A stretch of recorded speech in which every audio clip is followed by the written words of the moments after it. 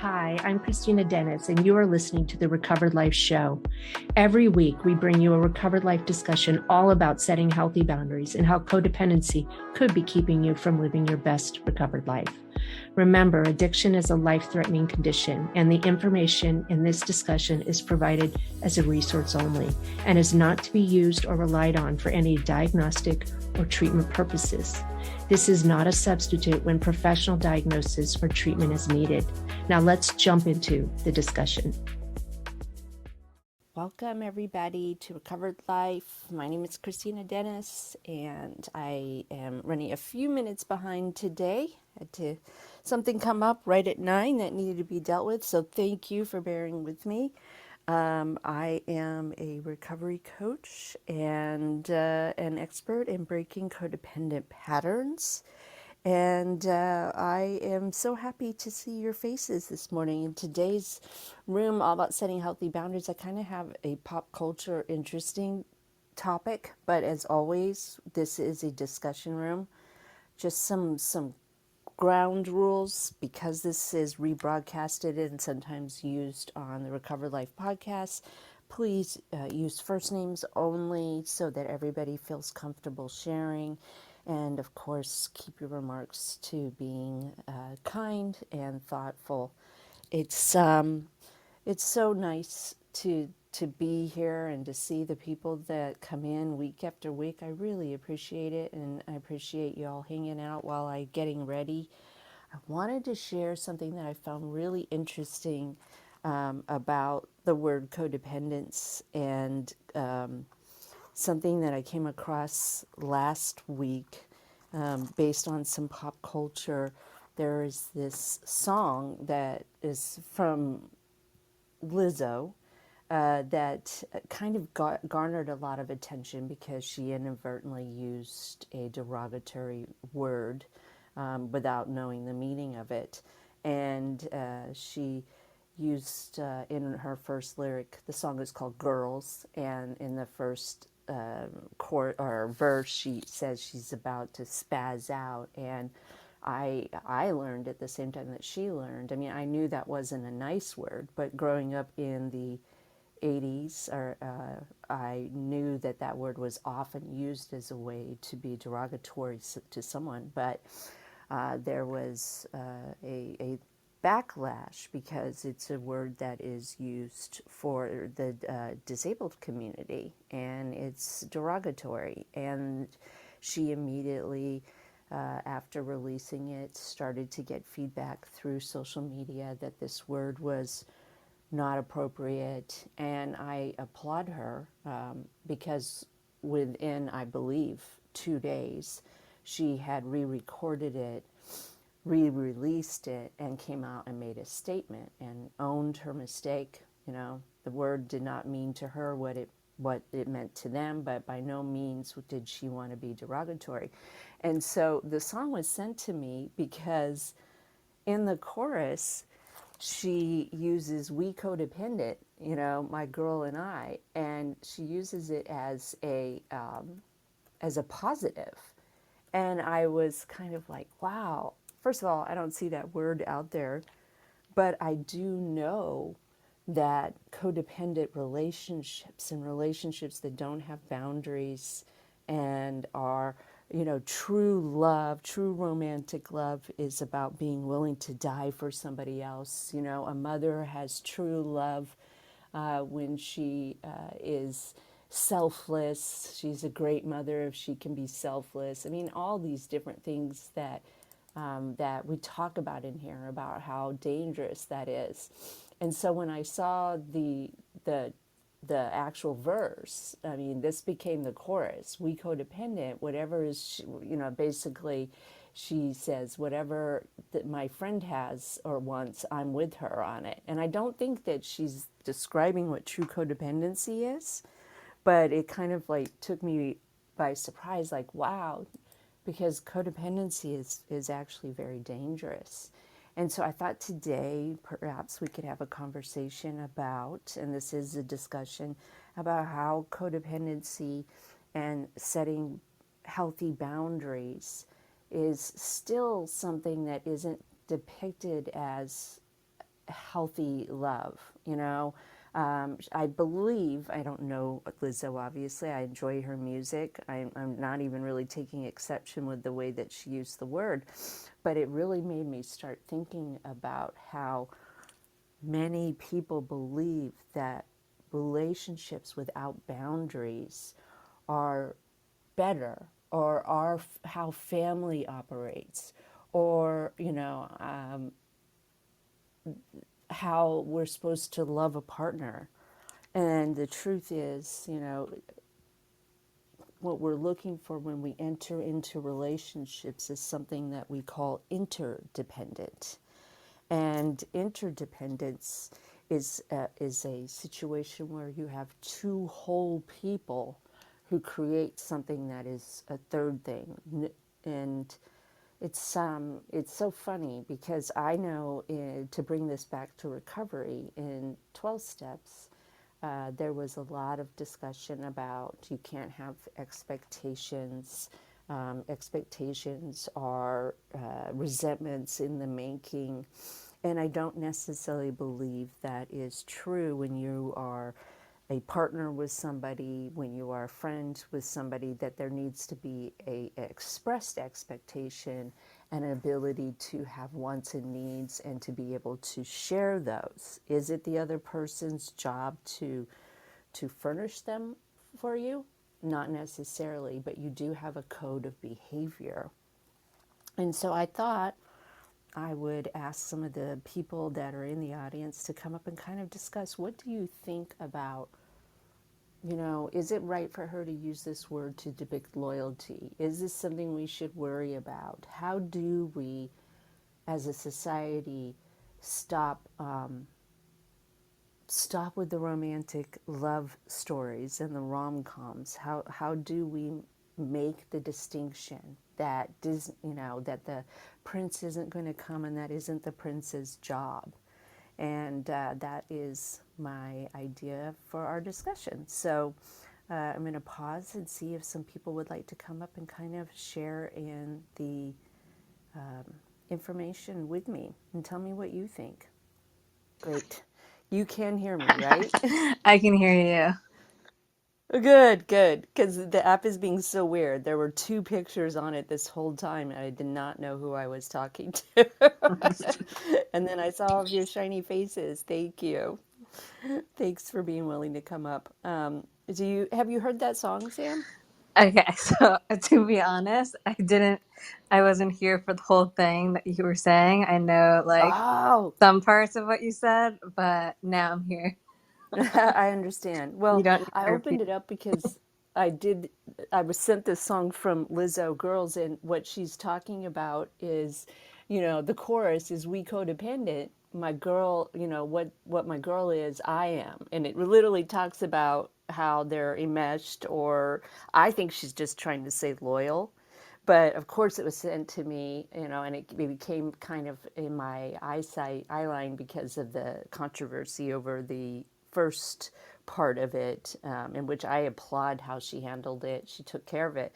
But then, as somebody who is known to talk about codependency, I was like, oh, wow, here it is. The actual word is being used. Whereas I believe that a lot of our art, a lot of our romantic stories, a lot of our mothering and fathering have to do with not having boundaries. And so it's very interesting to see this word and want to go, no, that's not what codependency is. Codependency is very dangerous. It is where we forgo our needs, where we are so hyper focused on serving up to other people's needs that we do ourselves harm. And so I'm just wanting to have people feel comfortable coming up and sharing. Cool. Thank you.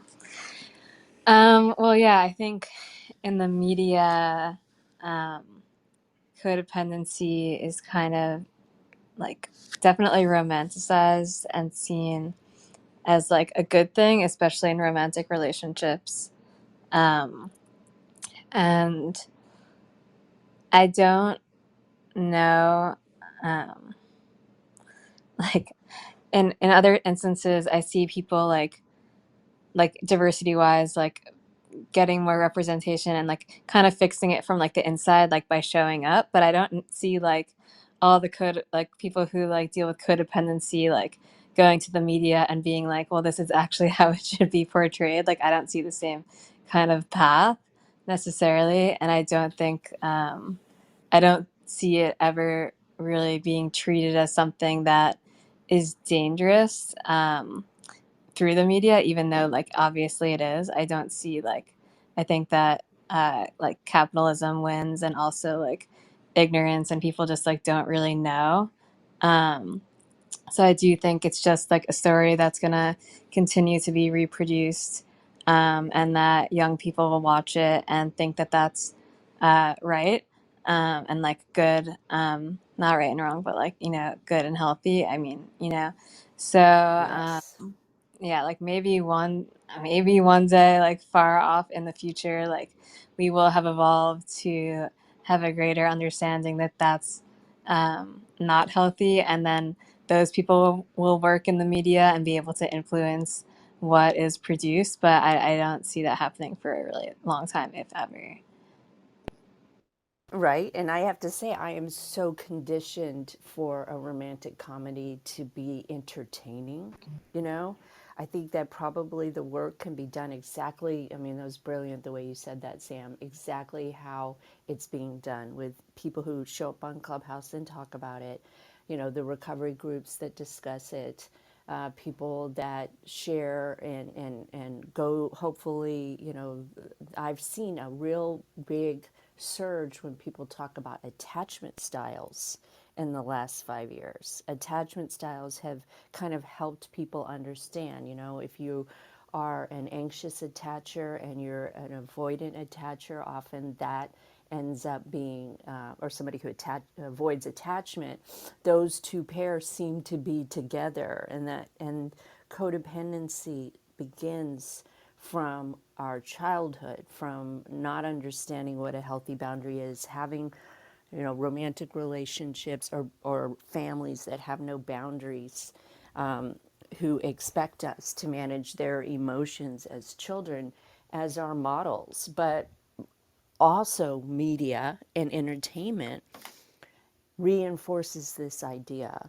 And there are people out there speaking against it. There are people, you know, that are talking about the dangers in different groups. You know, where one of my heroes, Glennon Doyle, she talks about how dangerous it is for society to want to have, excuse me, a selfless mother, and how unhealthy that really is for your child.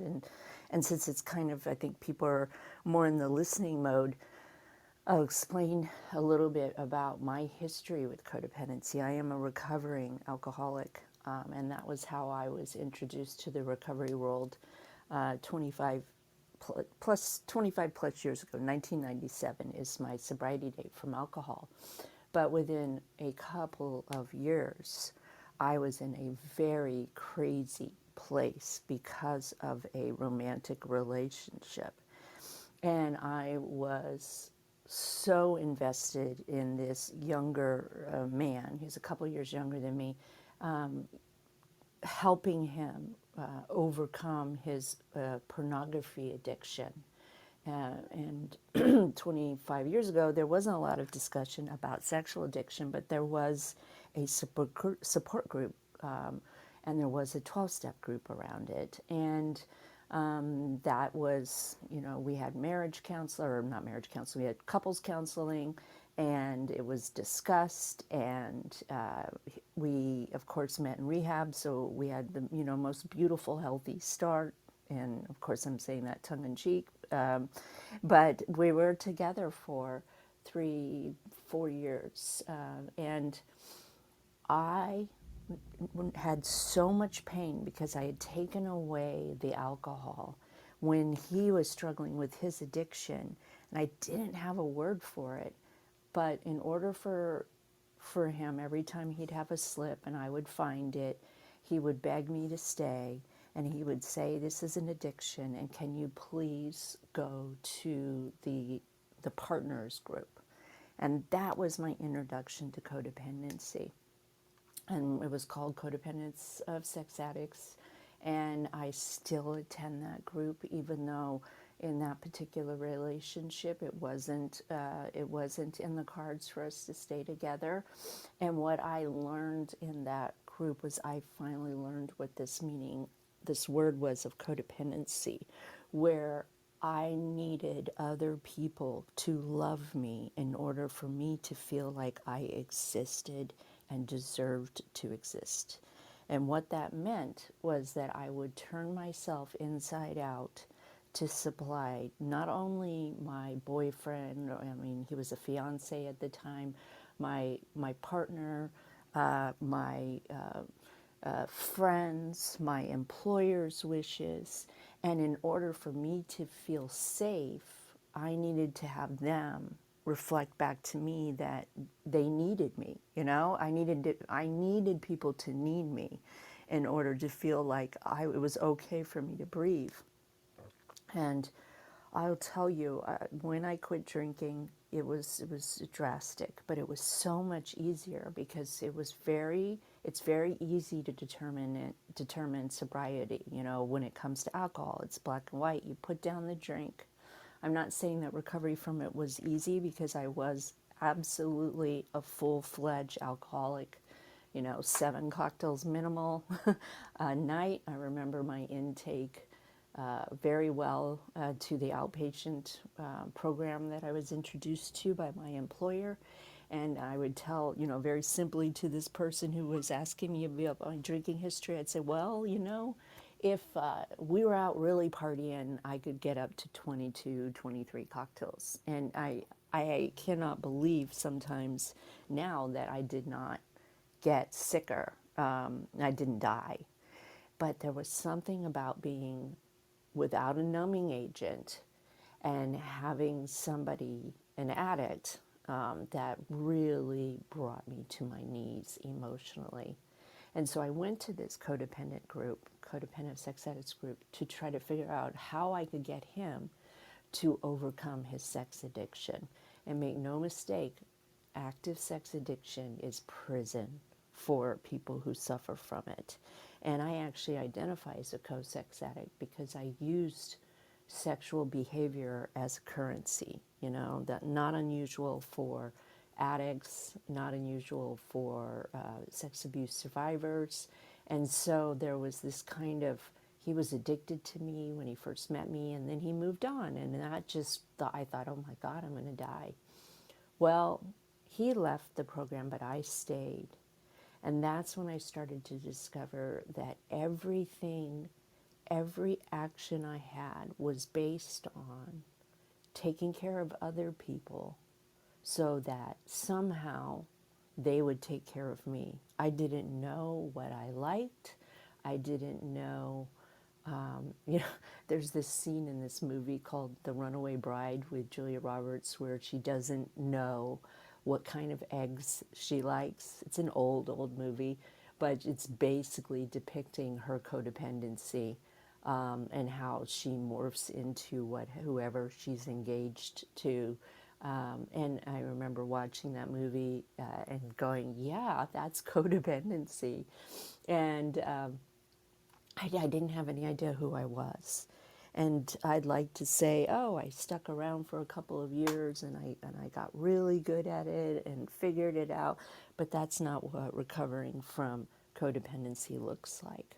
Recovering from codependency is really a journey inward where we start to unearth these belief systems that tell us, that we either were directly told or inferred by a caregiver that it was our job to make somebody else emotionally happy, that we needed to behave a certain way to be accepted, and that we weren't worth anything unless we're attached and doing what, we're not, unless we're falling into line and doing what we're supposed to do.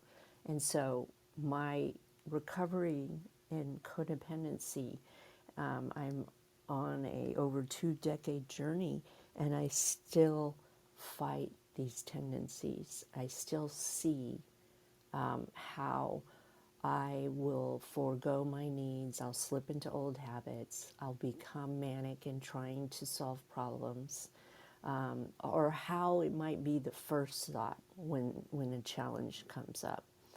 I've always said that when you make your mark by being somebody who can overcome crisis, it's easy to be shopping for crisis because that's how you feel like you're alive.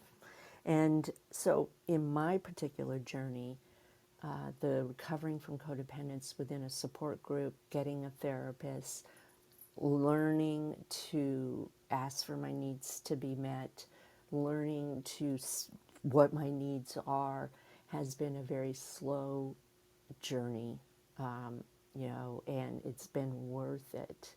And that led me to a program for everyone who's in recovered life, called Adult Children of Alcoholics.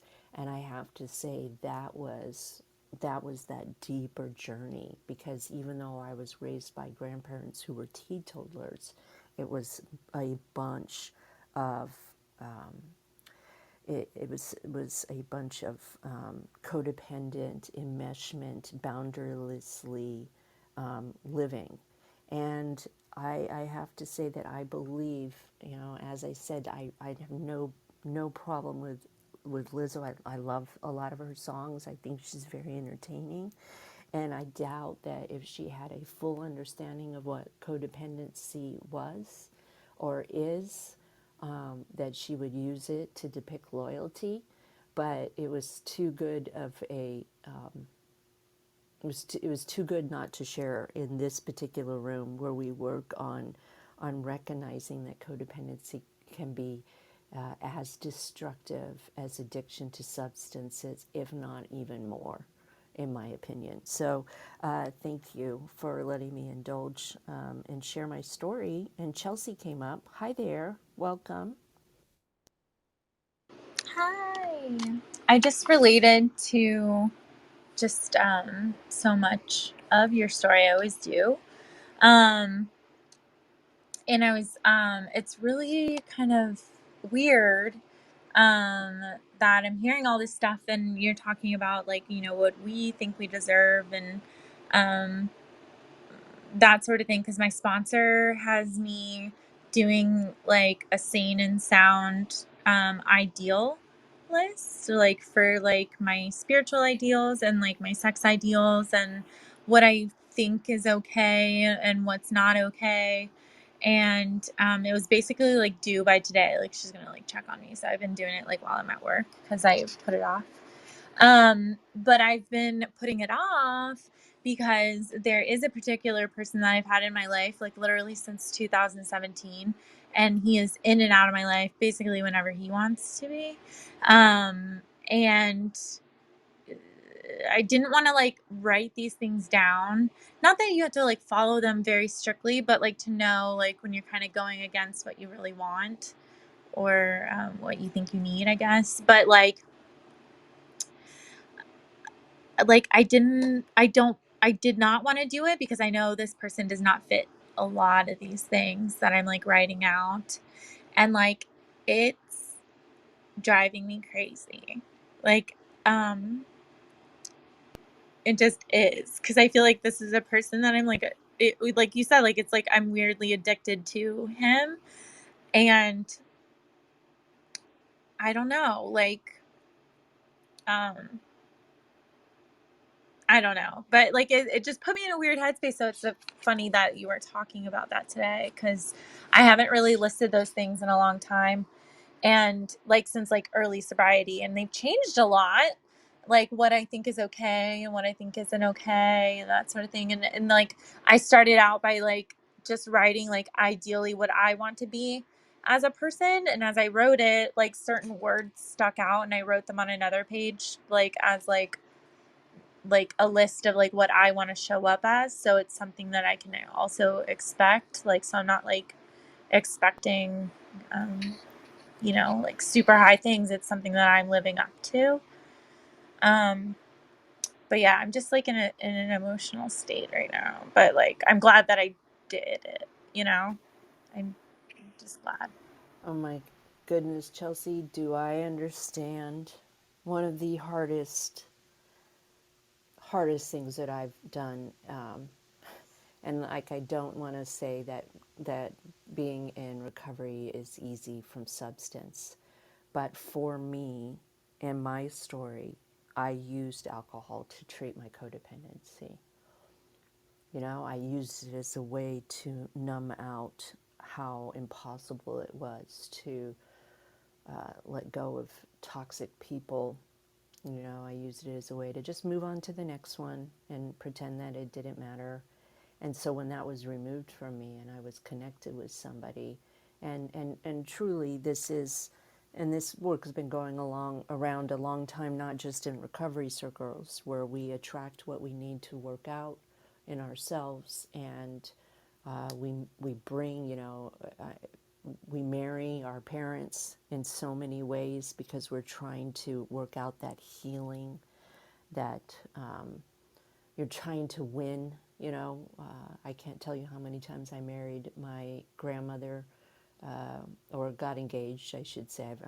I've been married 3 times, and it took me a long time to get to this third very happy marriage, because I didn't know, you know, my buttons, my systems were set to dysfunction. And somehow I kept thinking that if I could get somebody who reminded me, who I was familiar with, to, you know, not be, you know, my grandmother was bipolar, and untreated bipolar, and I thought she was my mother till I was 16, and it was just this weird, awful, you know, Cinderella story kind of, except there was no real prince. You know, it was just, you are other, you're not wanted. And I remember if there was a person in the room, if there was a man in the room who was hurting and unavailable and, you know, dismissive, I wanted to be with that person, because I wanted to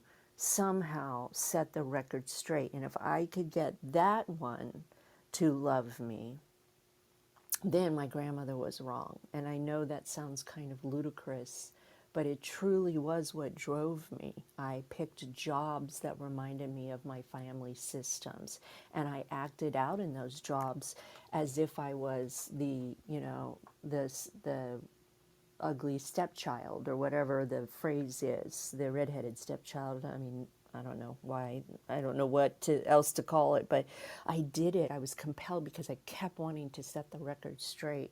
And there was nothing harder for me to do than to let go of a person. And I like to say, you know, I had to learn it once and then I didn't do it again, but I actually did it several more times, and have had to spend years first recognizing that I'm creating, or I'm participating, I would like to say sometimes, because they also bring their dysfunction into a system that somehow is going to let me set the record straight. And don't you know, I was valuable all along, and my parents or grandparents were wrong. They should not have wanted me. And that is the whole sticky mess of codependency. And I'm also glad that you brought up basically solution, and I'd love to talk a little bit more about the solution, or the beginnings of recovery. I follow a lot of people on social media, so you know, it's not just me. And once you hit that algorithm, I see a lot of things changing about accepting yourself, loving yourself. And our very first room over a year ago was the first step to overcoming codependency and learning how to set healthy boundaries, is learning how to love yourself. And I love that your sponsor is making you, or asking you, suggesting that you figure out what you want, because so many of us never ever learned as children, you know, that we were allowed to have dreams or wants. We just assume that if we find the right person and we find these people that remind us of our family, because that's what our radio station is set to define as love. I mean, I'm sure I went out on dates with some healthy people that, you know, didn't want me They didn't want me to give up everything for them. And I found them boring. I wasn't set to in tune for that. I didn't know how to. I was the anxious attacher. And so, the first step, if you're in this room and you've heard a lot of we've talked a lot about the really danger and harm of codependency and not setting healthy boundaries. The first step is figuring out who you are. Who are you without another person? What drives you? When I work with clients, 100% of the time, they don't have hobbies, they don't have things that they love. They are struggling to, no one's ever asked them, who are you outside of this relationship? Who are you outside of this career?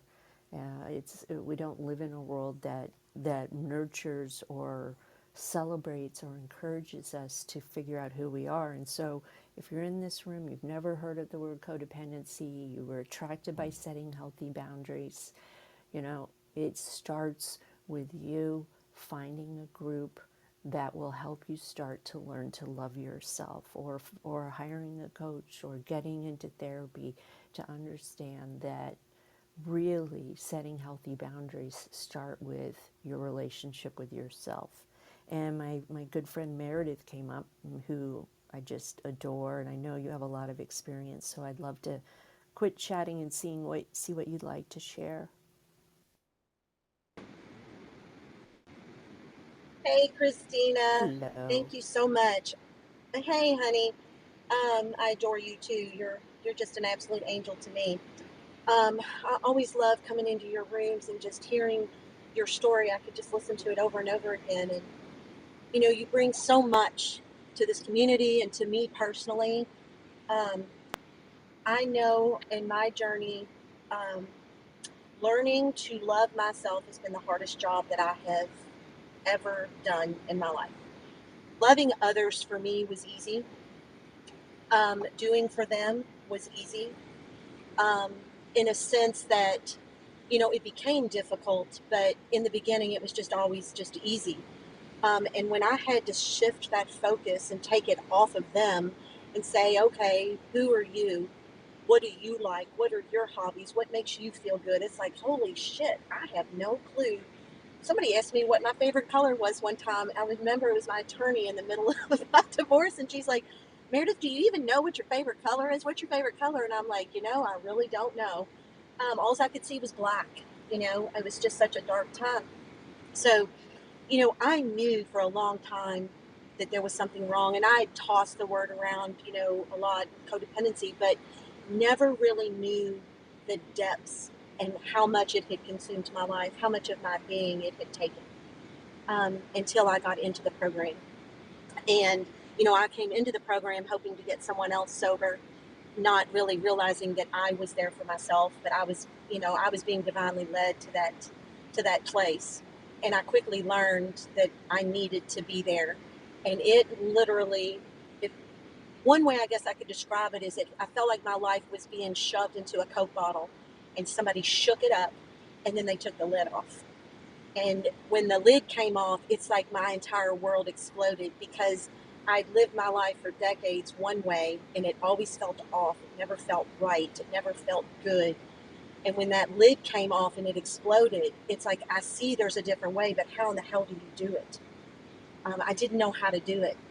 So I love when you talk about the solution, because, I am a problem solver, and one of my things is I'm a doer. I feel better when I'm doing. I'm very uncomfortable sitting just still. And in my recovery, I've had to learn how to do that. But, those steps, giving me a checklist of 1 through 12. I talked about this in our meeting yesterday about, oh man, yeah, there's 12 steps. Yeah, let me do that. I'll just check one off at a time and then I'll be all good. I quickly learned that it is a personal journey that no one can take for you, but you need a lot of support and a lot of help along the way. And finding community and finding support is absolutely vital. Being a member of the ACOA community has been, it has deepened my recovery to a point I can barely even put into words. I've truly found my inner child and my own being. And I can honor my little girl, I can honor my teenager, I can honor my adult self. And, you know, working on integration of those has just been absolutely remarkable. So I love the solution. Even though this work is hard, the alternative is worse, because the alternative means I just stay stuck swirling in my own shit. And I don't ever want to get back to that place again.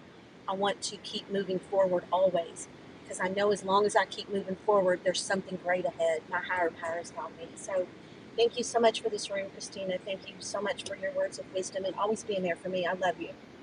I'll pass the mic back to you. Oh, thank you. And your description of the Coke bottle shaking up is exactly what it kind of feels like. It is literally so disorienting. And I've had those experiences. I mean, I'm not being over dramatic to say that the first time I said no to a request, I thought I was going to die. The anxiety, because I was back in my childhood, because the trauma that I experienced, where it was never okay to say no, I really needed that support. And I remember basically having to sit on my hands and calling people, is it okay that I told this person no? They're going to hate me. It's not all right. I'm in trouble, and I'm a grown person. I think, in my late 20s, I'm in trouble. What's going to happen? Yeah. And so that's why I've spent so much of my recovery focused on that, because I want to have my life. I want to be free, and I want to heal. And this is where I found it too. And just for people, because I see a lot of new faces, the program ACOA, it stands for Adult Children of Alcoholics and Dysfunctional Families. But there's also codependency. There's some great resources that I'm happy if you want to DM me to send you to them, and places to find out about it, because this is really deep work, and it's truly changed every aspect of my life. And I don't know how to say your name. Is it Yuchi? Yuchi? Welcome. Thanks for coming up. What would you like to share? Yes, this is UC. Lucy, nice to meet you. Thank you. Nice to meet you. Thank you, Christina, for having me. I have been following you and I love and enjoy your conversation. Many topics that you share, I have learned a lot. And today I just wanted to be speaker because the topic that you are sharing today it's confusing me, because I say, am I codependent to my husband? Is he codepending on me? And where does that leave us? Is it healthy? But if it is not healthy, why is it feel so right? You know, um, I have been married with this wonderful man 27 years now. We have a very joyful relationship. I couldn't be happier. Um, Throughout that year, we become not only husband and wife, but each other's best friend. I mean, we do everything together, literally. We cook together. We go shopping together. We cook, I mean, we do everything. We go vacation. We even go to bed together. Up to the point I can't go to bed sometimes over the weekend. He likes to stay up. I can't even go to sleep without him being next to me. Vacation together, watch the movie together. I mean, we do everything together. Only time he and I are separated when he's at work and when I am with my client. So, but it feels right. I do things that sometimes, quite honestly, it's my partner. I do think of his need before mine, and I go above and beyond. And I know he does the same thing to me. And one of the main thing that he takes care of my car. Only thing that I do is I just drive. And a couple of weeks ago, I realized that my gas tank almost empty, and I drive to get gas station and surprisingly find out I don't even know how to pump the gas. I'm like, oh my God, because I never did it. He always take care of that part. Likely, gentleman next to me teach me how to pump it. So one day I was coming from Austin after working, and I tell my husband, hey, we have a main dish. Can you cook rice? And he was like, oh, I don't know how to, because he always depend on me how to cook rice. So where does that leave us? I mean, are we so much depending on one another, but feeling so good in Yeah. it that it doesn't feel that either he or I too much burden to one another? Where does that leave us? Oh, I'm so glad you asked that. I'm so glad because, I want to say to everybody, my husband and I both work from home and we're together a lot. It is not about the amount of time and whether you one person, the division of labor or duties within a household. And of course there are going to be times where we prefer to somebody else. The problem is when we do it to the harm of our own self. It sounds to me like you have a lovely, wonderful relationship, and that in which both of your needs and wants are being attended to. A codependent relationship looks like someone never addresses their own needs, doesn't help themselves, puts away anything that they want in order to help the other person. The term codependency was developed by Alcoholics Anonymous in the late 80s. It's a relatively new term in many ways. And it was specifically, the definition of it was where one partner needs another partner to remain sick or be the identified patient in order for the first partner to feel like they have worth. It has to do with you don't have any worth unless this person loves you. You don't have any worth outside of how other people see you. And so it is tricky. And I'm really glad that you came up and asked that question because, I'll say it this way. The short answer of what codependency is behavior pattern of focusing on someone else's needs before our own to the point that it harms us. The long answer is an excessive dependence on other people's approval for our very sense of identity. And I can see from your profile, that you have a lot of things that you do, and he has his own work, and you each have your individual needs. So who you prefer to spend time with, that sounds very healthy to me. And so codependency is when we cause ourselves harm because we don't attend to our own needs, and we are excessively dependent on other people for our own identity.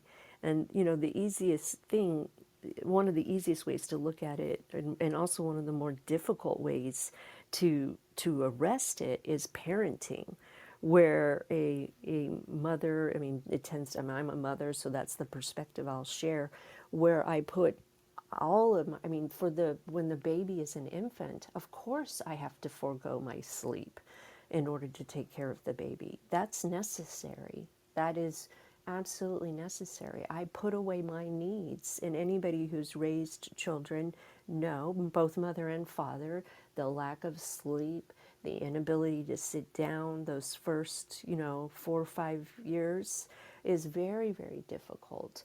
But now, and it's one of the highest compliments a mother can have, is that she's selfless. But that continues the pattern. That teaches our children that this is what a mother does. She doesn't take care of herself. She takes care of everyone else. And a interdependent relationship is where each person's needs are being met. And there's a third solution. And I say this all the time, so forgive me for the repetition, but there is a movie, Jerry Maguire, where "You Complete Me" was touted as an incredibly romantic thing to say, but that is not true. That is not a healthy position. We come as whole people And then one person and a second person who's whole become interdependent, which is what you're describing, on each other. I do this part in the relationship, you do that part in the relationship, and both needs are being met by the other person. It often codependency looks like one person who is excessively, serving up the other person's needs, and they never know exactly what they want. What do they like? What do they ask for? And they quietly don't share their needs. And there's an ugly side to codependency too, that ends up, when you're a person like I was, when you're a codependent like I was, we become very manipulative with other people.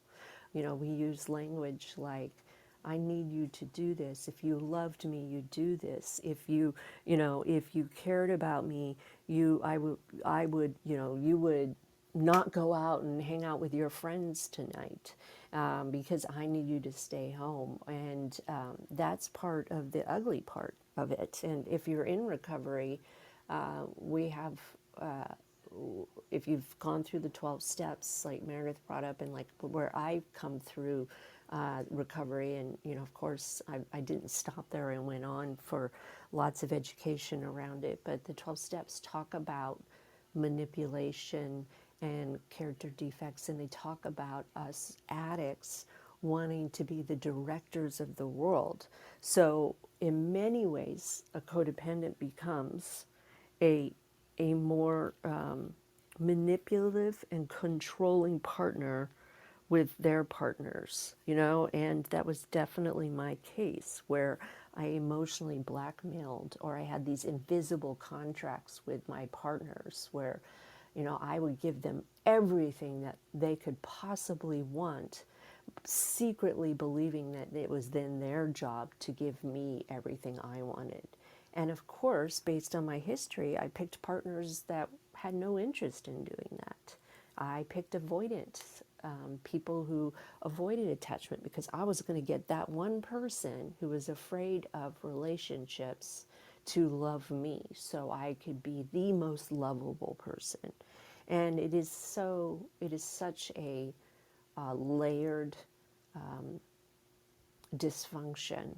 And I don't know if that helped answer your question, UC, but I want you to know that by no means a loving relationship in which two partners are dependent on each other for division of labor, for happiness, for entertainment.